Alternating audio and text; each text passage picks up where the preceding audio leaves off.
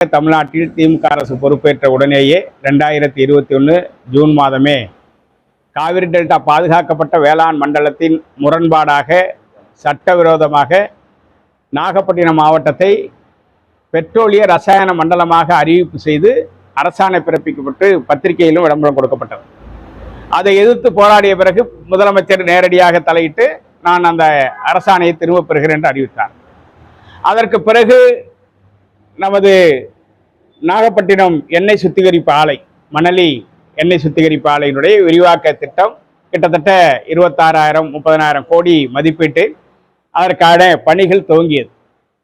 விவசாயிகளிடத்திலே பேசி நாகப்பட்டினத்திற்கு இந்த எண்ணெய் சுத்திகரிப்பு ஆலை விரிவாக்க பணி தேவை என்பதை ஒத்த கருத்தை உருவாக்கி அதற்கான நிலங்களையும் பெற்றுத் தருவதற்கு விவசாயிகள் ஒத்துழைப்பு கொடுக்க வேண்டும், உரிய விலையை விவசாயிகளுக்கு பெற்றுக் கொடுத்து வேலை வாய்ப்பையும் பெற்றுக் கொடுத்து அந்த திட்டத்தை செயல்படுத்த வேண்டும் என்று வலியுறுத்தி நாங்களும் பல கட்ட முயற்சிகளை மேற்கொண்டோம்.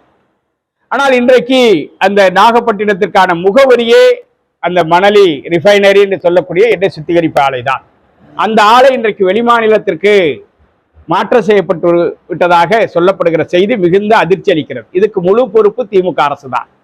இந்த அரசாங்கம் இந்த திட்டத்தை இங்கே செயல்படுத்துவதற்கான நடவடிக்கை மேற்கொள்ளாமல் நாகப்பட்டினம் நகரத்தினுடைய முகவரியை அடித்து விட்டது.